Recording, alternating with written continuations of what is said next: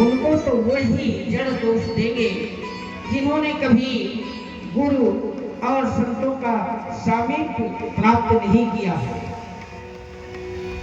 भरत मिति है ही पाप प्रपंच सब अखिल अमंगल भाव, लोग सुजस पर लोग सुख सुमिरन नाम तुम्हारो।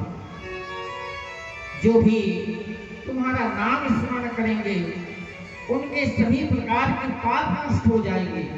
लोक और परलोक दोनों में ही उन्हें सुख ही प्राप्त होगा। मेरे पिता ने मुझे वनवास दिया और प्रेम प्रण के निर्वाह में अपने प्राणों का भी परित्याग कर दिया। ऐसे पिता के वचनों को मेटने में बड़ा सोच होता है और उससे भी बढ़कर के मुझे तुम्हारा संकोच है। फिर भी यदि मैं धर्म का निर्वाह करने के लिए पिता के वचनों को सत्य करने के लिए बंधे हूँ तो पिता ने तुम्हें अयोध्या का राज सिंहासन भी दिया है, इसलिए तुम्हें अयोध्या का सिंहासन संभालना चाहिए।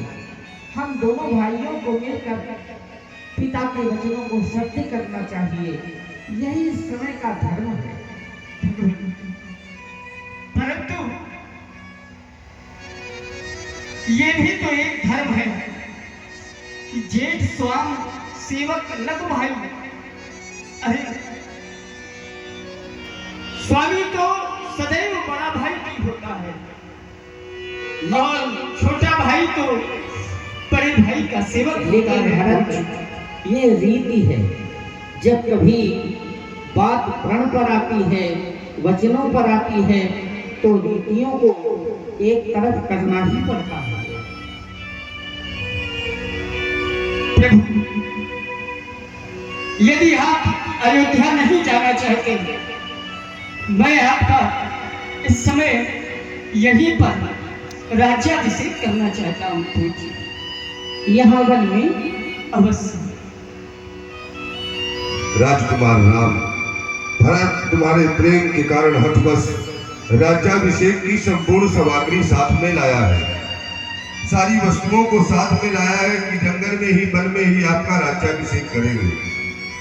इस सामग्री का क्या करेंगे? इसके लिए कोई उपाय बताओ, रास्ता बताओ। ब्रह्मर्षि अत्रि ऋषि इस विषय में उचित परामर्श दे सकते हैं। राजकुमार भरत, जो समस्त तीर्थों का जल है, उस जल के पात्र को लेकर के तुम महामुनि अत्रि जी के आश्रम में जाओ, वो ही इस जल के लिए कोई ना कोई मार्ग बताएंगे। जाओ। कहत कूप महिमा सकल गए जहाँ रघुराम, अत्रि सुनायौ रघुबरहि तीरथ पुण्य प्रभु। हे राजकुमार, ये चित्रकूट क्षेत्र का एक पुण्य तीर्थ है।